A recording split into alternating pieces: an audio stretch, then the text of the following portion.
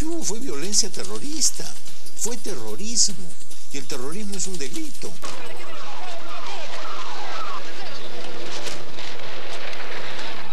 ¿Usted cree que un terrorista puede llegar a ser víctima? Yo creo que sí. Al enemigo declarado, que ha sido Sendero Luminoso, se le vence y se le impone condiciones.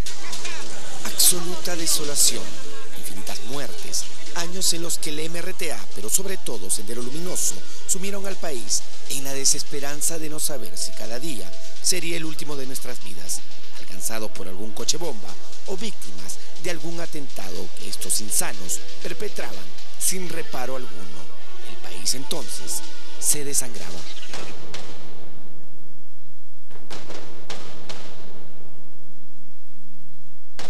Nosotros estamos planteando una amnistía general para civiles, militares y policías, porque entendemos que lo que ocurrió fue una guerra interna.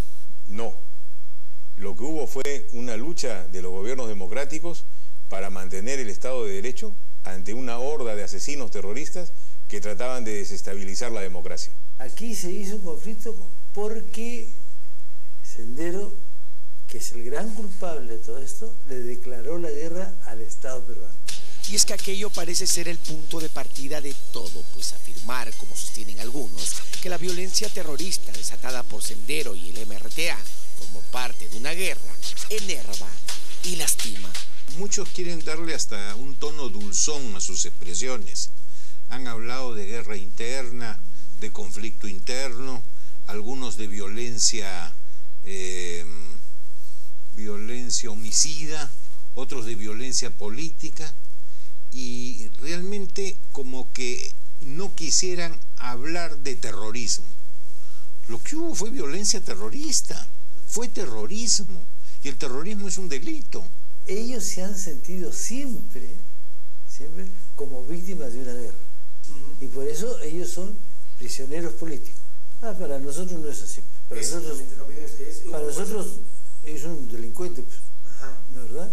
Que quisieron ganarnos por el susto. Y lograron meternos miedo en muchos aspectos, eso es verdad. Pero lo escuchado durante la entrevista que Beto Ortiz le hiciera a Salomón Lerner Febres, expresidente de la Comisión de la Verdad, dejó atónito a más de uno. ¿Usted cree que un terrorista puede llegar a ser víctima? Yo creo que sí. Lo que pasa es que en la Comisión de la Verdad se ha buscado otro tipo de soluciones, con una mente realmente diferente a la que debería, desde mi punto de vista, tener alguien que participó en un tema de esta naturaleza y que vivió en el país todo este periodo de terror. Pero lo más preocupante vendría a continuación. Alguien que comete, no sé, pone una bomba y luego es cogido por la policía y no es llevado a juicio, sino en la cárcel dicen, lo torturan y lo matan. Sin juicio, ese señor legalmente, pues no es terrorista legalmente. Se está elevando un tanque. Subió con un señor a buscar a Chiquita. El asunto cobra mayor relevancia por el momento sensible por el cual atravesamos los peruanos, cuando volteamos y escuchamos a estos jóvenes defender con fervor a Abimael Guzmán Reynoso, abrazando ideas prosenderistas a través de aquel movimiento hoy fachada terrorista, como lo es el Movadef, una afrenta a todo aquello vivido por las infinitas víctimas del terrorismo. Es como darle la espalda a aquellos años de sufrimiento y dolor causado por este flagelo llamado terrorismo. Esta captura de estos muchachos por los seguidores de Sendero Luminoso es en las universidades, es en los centros de educación. También hay una gran responsabilidad del Estado en lo que ha sido escribir la historia.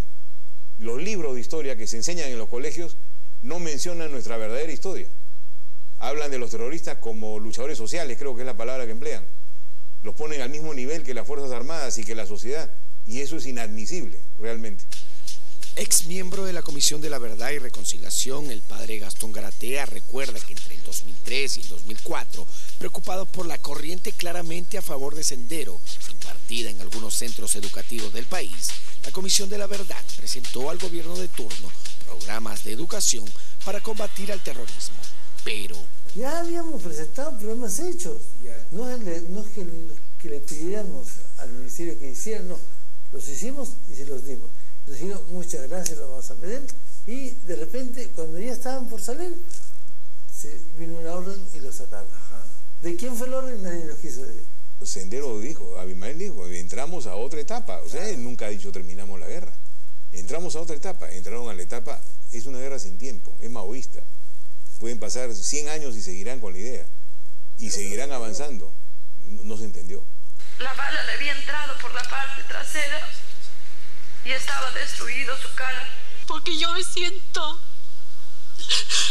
siento muy mal, me siento impotente. Pobre mi padre, despedazado las manos, cortado en cruz, así, ambas manos.